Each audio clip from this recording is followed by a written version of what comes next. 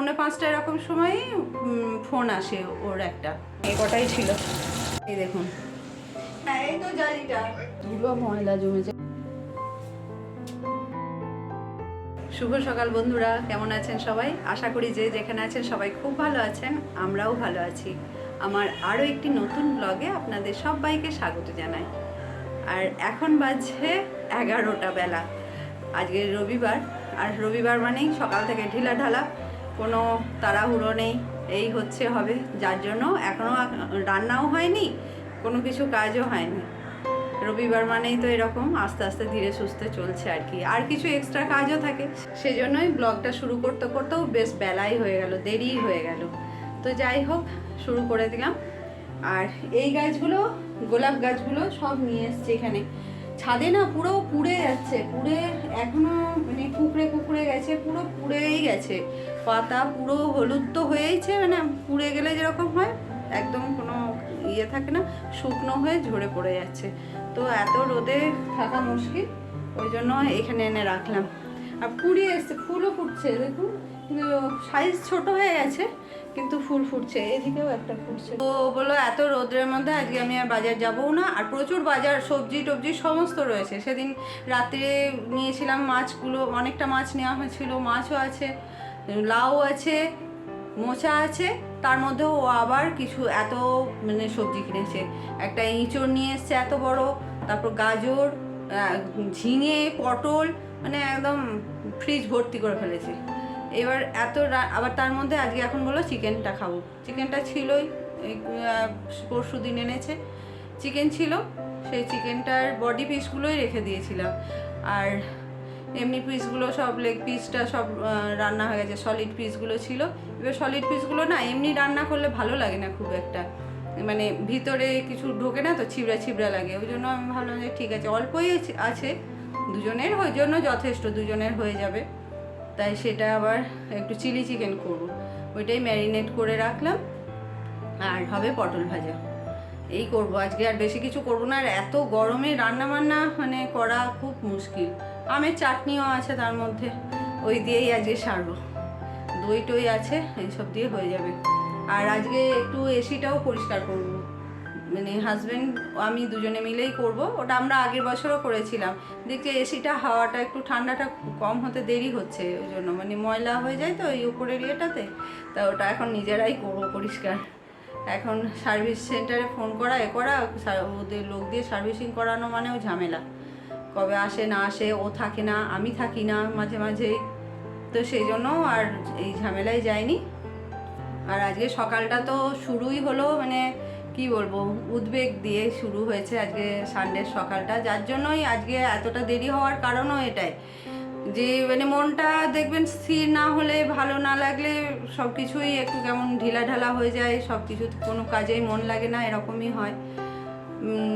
তো উদ্বেগটা হয়েছে আমার ছেলেকে নিয়েই। সেটা কীরকম, রাত্রির যখন 4:45, রাত্রির বলবো না, সকালই বলবো, সকাল 4:45 এরকম সময়, 4:45 না, হ্যাঁ 4:45 এরকম সময়ই ফোন আসে ওর একটা। তো ওর বাবার সঙ্গে সঙ্গে, ওর বাবার ফোনেই ফোন এসছে, তো সঙ্গে সঙ্গে ধরে, হ্যালো হ্যালো করে, ওই পাশ থেকে কোনো আওয়াজ নেই, তো ও আবার ঘুরিয়ে করে।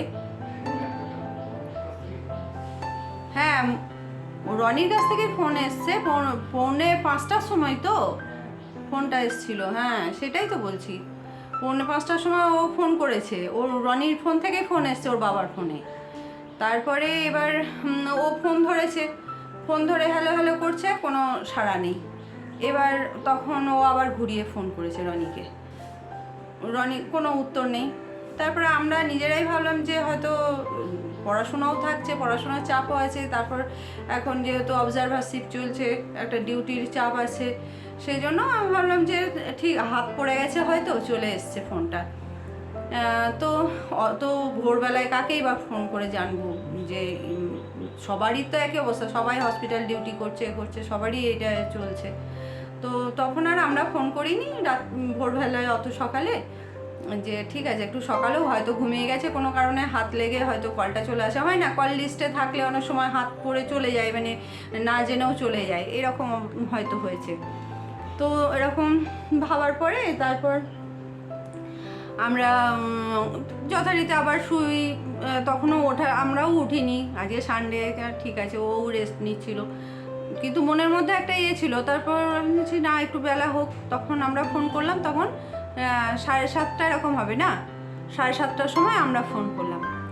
ফোন করছি, প্রথমবার ফোন করলাম ধরলো না, আমিই তখন ফোন করছি, ফোন করলাম ধরলো না, দ্বিতীয়বার ফোন করলাম ধরলো না। তারপরেও যখন আবার একবার করে ফোন করার পরে যখন ধরেনি, তখন মানে মনের মধ্যে খুব চিন্তাটা শুরু হয়ে গেল যে এরকম তো। আর রনি মানে খুব রেসপন্সিবল ছেলে, যে বাবা মা চিন্তা করবে এরকম ধরনের, মানে কল করে কথা বলবে না এরকম ধরনের মানে ইয়েটা নয় ও। এমনি বা আমরা অনেক সময় মানে চিন্তা করব বলে সেরকমভাবে কোনো ইয়ে করে না, বা তো যাই হোক সেরকম ধরনের ওর ইয়ে না। তো সেইটাই ভাবছি যে ফোনটা কেন ধরছে না। মানে যথারীতি ভোরবেলায় যেহেতু কলটা এসছে না, তো মনের মধ্যে একটা অস্বস্তি শুরু হয় যে এখন তো দেখুন এত গরম, মানুষের শরীর, ছেলেটা এত দূরে থাকে, কার যে কখন অসুবিধা হবে বা কিছু কোনো প্রবলেম হলো কি না, এটাই মানুষের মনের মধ্যে সবার আগে আসবে, যে কিছু অসুবিধা হচ্ছে না তো, কিছু অসুবিধা হলো না তো, এই রকম। তো যখনই এরকম মনের মধ্যে হচ্ছে, তখন কি করব মানে তখন আর মাথার মধ্যে না, বন্ধুদের ফোন করি। তখন ওর একটা বন্ধুকে ফোন করায়, সে তখন ফোনটা প্রথম ইয়েতেই ধরে এবং বলে যে না আন্টি, ও মনে হয় ঘুমিয়েই পড়েছে, কেননা আমাদের এই এলাকায় রাত্রির থেকে কারেন্ট নেই, মানে পাওয়ার কাট হয়ে গেছিলো এবং ওরা সবাই এরকমই মানে বসেই কাটিয়েছে এরকম অবস্থা। আর বুঝতেই পারছেন যে নিজের বাড়ি হলে একটু ছাদে গেলাম বা কিছু করলাম হয়, সেটা তো হয় না, নিজেদের রুমের মধ্যেই থাকতে হয়। আর এই প্রচণ্ড গরমে মানে প্রচণ্ডই কষ্ট হচ্ছিল ওদের। তো পাওয়ার কাট হলে কী অবস্থা হতে পারে সবাই বুঝতেই পারছেন, যে এই অবস্থাতে আমরা এসি ছাড়া তো সবাই এখন কেউই থাকতে পারছি না এরকম অবস্থা। তো এরকম ওরা বসে থাকায় হয়তো তারপরে বলছে রাত্রিরে অনেক ভোরের দিকে কারেন্ট এসছে, তারপরে মনে হয় হয়তো শুয়ে ঘুমিয়েই গেছে। যখন এই কথাটা ওর বন্ধুর কাছ থেকে শুনলাম, তখন মনটা একটু আশ্বস্ত হলো, জানলাম ঠিক আছে, তাহলে হয়তো ঘুমিয়েই পড়েছে, তাহলে থাক, পরে আবার দেখবো, ফোন করবো। তো এই সময় মনটা একটু হলেও মানে একটু আশ্বস্ত হলো, কিন্তু যতক্ষণ না ওর সাথে কথা হচ্ছে বুঝতেই পারছেন ততক্ষণ মনটা শান্তি পাচ্ছিলাম না। তারপর আবার আধ ঘন্টা পরে 8টার দিকে ও ফোন করে। ওই মানে আমাদের মিস কল দেখেছে, মানে ফোনে কল লিস্টে দেখেছে যে ফোন গেছে, সেই দেখেও আবার রিং ব্যাক করেছে। তখন ও বলল যে রাত্রির বেলায় সারা রাত কারেন্ট ছিল না এবং এতটা গরম, এখন তো সর্বনিম্ন তাপমাত্রায় মানে 30-এর কাছে চলে যাচ্ছে। তাহলে বুঝতেই পারছেন কতটা মানে গরমে অস্বস্তিতে মানে ছিল। মানে বিছানার বেড কভার ভিজে যাচ্ছে, মানে এত মানে শরীর ঘাম হচ্ছে। কোনো কিছু যে মানে কুলার বা কিছু দেবো, কিন্তু কারেন্টই যদি না থাকে সেখানে ও কী ইউজ করবে বলুন তো। মানে এইটা নিয়ে খুব মানে চিন্তাতেই আছি। আরও একটু গরম সহ্য করতে পারে না, গরমে স্বাভাবিক সবারই কষ্ট হচ্ছে, যে পরিমাণ গরম পড়েছে, কিন্তু ওখানে আর কি করবে। তারপর বললো না মা, আমি ঘুমিয়ে গেছিলাম। আর ও জানেই না, ওর হাত লেগেই হোক বা বলছে কি করে আমার কল চলে গেল আমি নিজেই জানি না, কেননা ফোন তো লক হয়ে যায়। তারপরে আমি কি করে আমি কল করলাম সেটা মানে ও ভেবে পাচ্ছে না। তা এখন যাই হোক, ওর কাছ থেকে কল এসেছিলো, তখন ও দেখছে যখন কল লিস্টে, বলছে হ্যাঁ তাই তো, কী করে গেছে, কী করে করেছি জানি না। তো এইভাবে মানে আজকে আমাদের সকালটা এইভাবেই শুরু হলো। তো যাকে ও ফোন করেছিল, এমনি সব ঠিক আছে, ওর শরীর এমনি ঠিক আছে। তো বলছে, কিন্তু বলছে যে মানে যখন খুব গরম লাগছে, খুব কষ্ট হচ্ছে, তখন একটু যেন শরীরে কেমন অস্বস্তি লাগছে। এত হবেই না, এত গরম পড়েছে। তো এইসব নিয়ে সকালটা কাটলো। তারপর তো যথারীতি মানে কি আজকে আমাদের মানে উঠে ঠিকঠাকভাবে চাটা খেলাম, তারপরেই ওর ফোন এলো, তারপরেই নিজেরা আবার সব একটু স্বাভাবিক হলাম বা মনের অশান্তিটা কাটলো। তাই এই এখন চলছে। এখন আমি বসে বসে আপনাদের সাথে গল্প করছি ঠিকই, কিন্তু কাজের মানে পুরো বাকি সব। তো আজকে এসিটাও একটুখানি দেখবো, ওখানটা রান্নাটা আগে করে নিই। ভাতের চাল ভিজিয়ে দিয়েছি, আর এদিকে এই যে এখানে ম্যারিনেট করে এটা রেখে দিয়েছি, এই যে। আর চাল ভেজানো হয়ে গেছে, ভাতের চাল আমি সবসময় ভিজিয়ে রেখে দিই। তো এই হচ্ছে ব্যাপার, রান্না করব। আর আজকে হেয়ার কালার করেছি সকাল থেকে, এগুলোও কাজ আছে। কি দেব? আর আমার হাজব্যান্ড আজকে আমাকে একটু হেল্প করে দিচ্ছে, ফল টল কাটবে। বাটি দেব? কি ছোট বাটি দিলে হবে না বড় কিছু লাগবে? এটা দেব?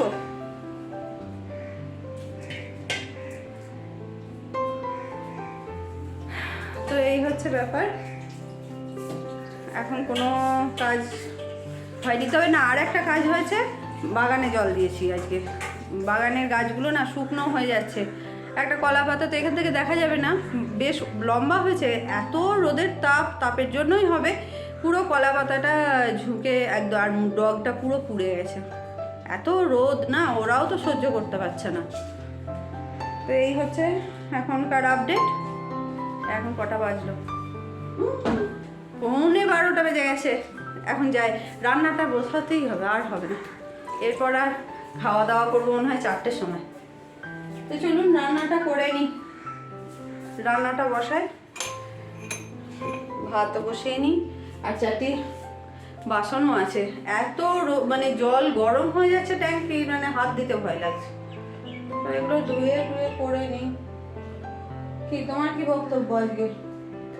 ও একটু কাটাকাটিগুলো করে দিয়েছে, মানে সবজি কিছু কাটাকাটি করে দিয়েছে, এখন ফল কাটছে। যাকে এরকম মাঝে মাঝে হেল্প করে দিলে কত ভালো লাগে বলুন। একা হাতে করতে হয় সব কিছু। ও আর একটা কাজ করেছি আমি, এই যে এই দেয়ালগুলো দেখেছেন একদম পরিষ্কার ঝকঝকে হয়ে গেছে একদম। এই জায়গাগুলো আজকে পরিষ্কার করেছি, দেখানো হয়নি কেননা হঠাৎ করে আমি দেখলাম যে এখানগুলো একটু কেমন নোংরা নোংরা হচ্ছে, আমি পরিষ্কার করে নিয়েছি। তখন ক্যামেরা অন করতে হবে মানে সেটা ভাবিনি, এমনি কাজটা করে নিয়েছি।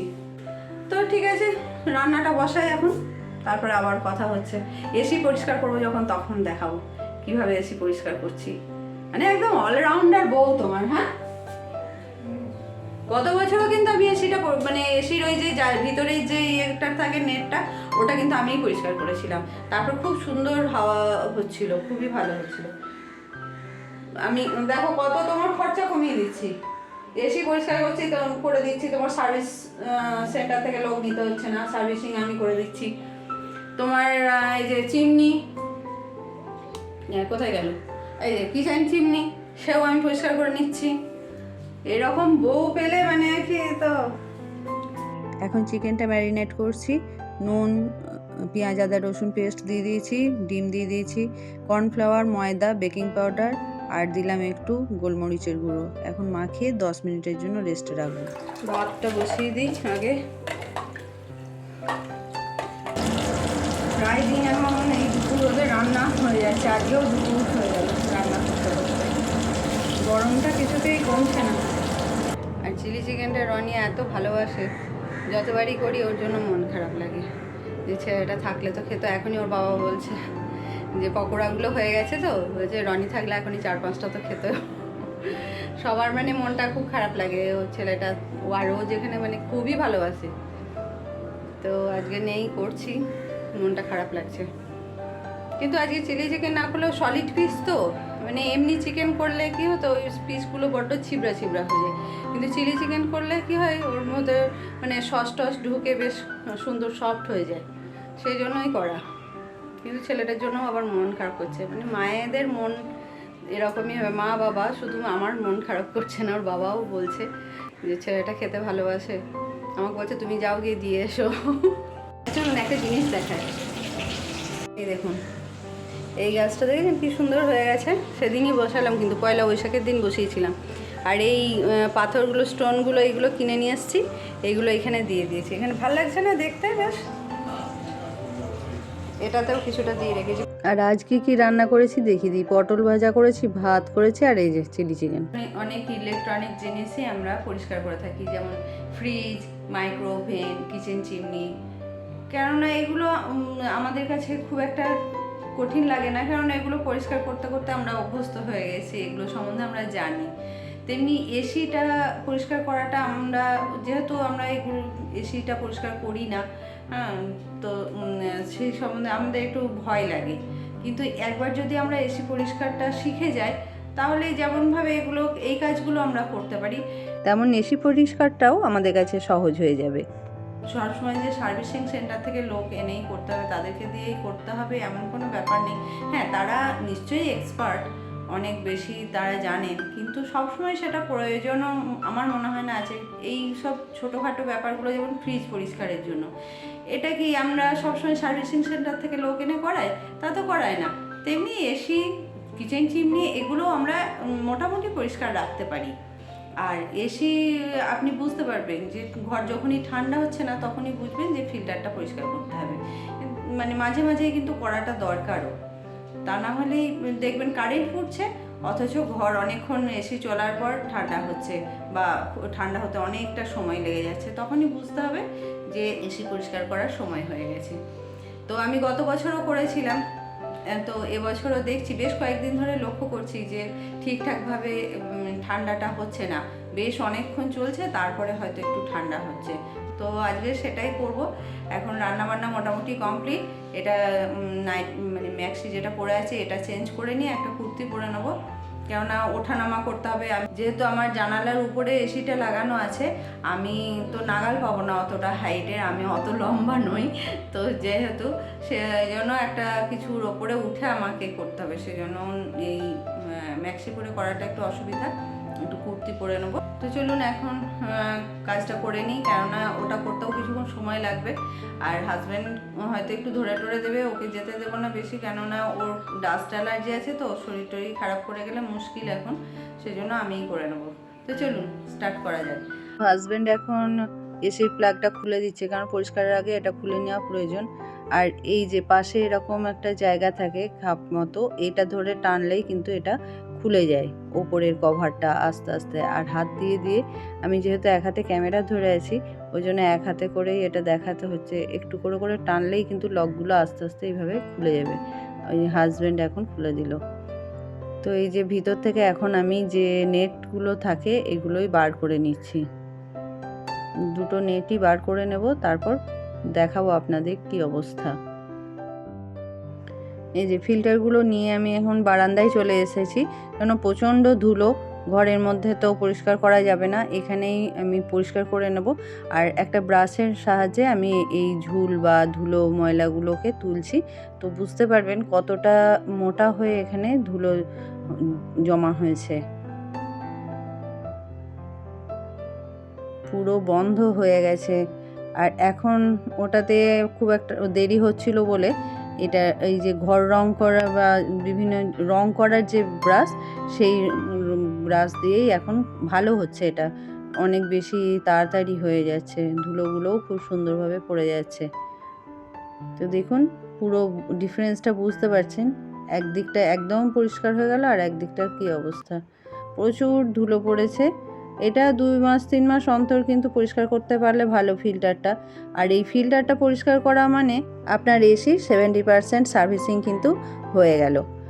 তো যদি এইটুকুনি করে নেওয়া যায় তাহলে আমাদের এসিটাও ভালো থাকে, আর এইটুকু পরিষ্কার করার জন্য সবসময় সার্ভিসিং সেন্টার থেকে লোক ডাকার কোনো প্রয়োজন নেই, এটা নিজেরাও করে নেওয়া যায়। তবে ফুল সার্ভিসিংয়ের জন্য টেকনিশিয়ান প্রয়োজন, এক্সপার্টদের প্রয়োজন। আর দ্বিতীয়টাও এইভাবে পরিষ্কার করে নেওয়ার পর ভালো করে কলের জল দিয়ে ধুয়ে শুকিয়ে নেব। জলটা কিন্তু বেশ একটু জোরেই চালাতে হবে। আর এখানে শুকিয়ে নেব। এখন বাকি পরিষ্কার যেটুকু বাকি আছে সেগুলো করে নিই, দেখি কতটা কি করতে হবে। আর এই রকম এই যে রঙের ব্রাশটা দিয়েই আমি এই জায়গাগুলো থেকে সব ময়লাগুলো ঝেড়ে নিচ্ছি। যদি আপনাদের বাড়িতে ভ্যাকুয়াম ক্লিনার থাকে তাহলেও কিন্তু ভ্যাকুয়াম ক্লিনার দিয়ে এগুলো ক্লিন করে নেওয়া যায়। আমার কাছে যেহেতু ভ্যাকুয়াম ক্লিনার নেই, তাই আমি এরকম ব্রাশ দিয়ে দিয়েই সব জায়গাটা পরিষ্কার করে নিচ্ছি। আগে অনেকের কাছেই শুনেছি যে এসে নিজে নিজেই পরিষ্কার করা যায় বাড়িতে, ভাইকেও দেখেছি পরিষ্কার করতে। তো আমার বাড়িতেও যখন নতুন এসে এলো তখন আমিও ভাবতাম যে আমি নিজে নিজে পরিষ্কার করতে পারবো কি না। তো যাই হোক, দেখে সেগুলো শিখে গেছি আমি। তো আপনারাও চেষ্টা করলে নিশ্চয়ই পারবেন। এসির ফিল্টারগুলো আমি ভালো করে শুকিয়ে নিয়েছি, এখন লাগিয়ে দেবো।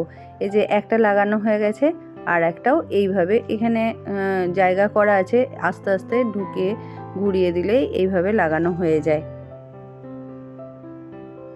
ব্যাস, লাগানো হয়ে গেল। এখন উপরের কভারটা আটকে দেব।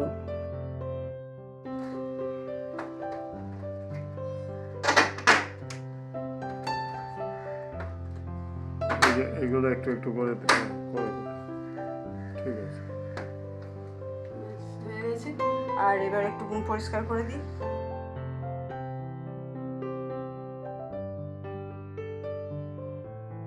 তো চলুন এখন এসিটা একবার চালিয়ে দেখে নিই সব ঠিকঠাক আছে কিনা।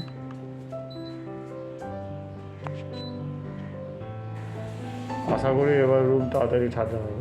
হ্যাঁ দেখো তুমি এসো। সে তো হবে।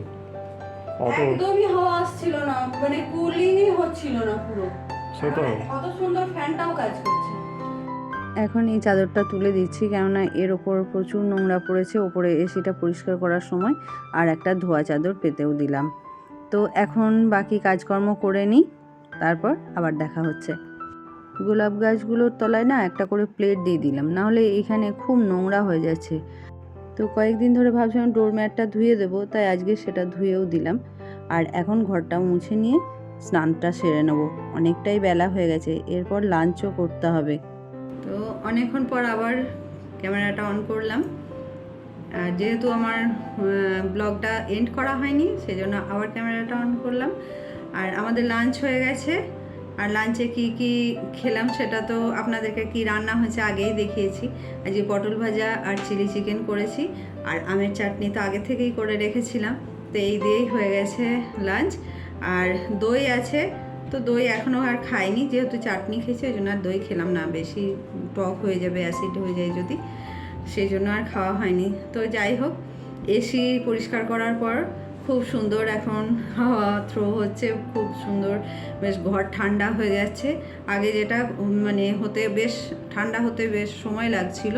যাই হোক, এখন এটা পরিষ্কার করে দেওয়া, এসিটা পরিষ্কার করার পরে, মানে এসিটা বলতে ওই জালিটা পরিষ্কার করার পর এখন খুব সুন্দর মানে হাওয়াটাও দিচ্ছে, যে ঠান্ডাও হচ্ছে খুব তাড়াতাড়ি। তো এই হচ্ছে ব্যাপার, আর এই হচ্ছে আপডেট হয়ে মানে আজকের মতো এখানেই আমার ব্লগটা এন্ড করছি।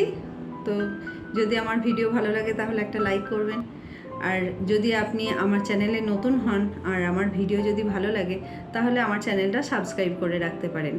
আর আমার পুরনো বন্ধুদের জানাই অনেক অনেক ধন্যবাদ আমার পাশে থাকার জন্য। তো আজ এই পর্যন্তই, দেখা হবে আবার আমার নতুন কোনো ভিডিওর সাথে।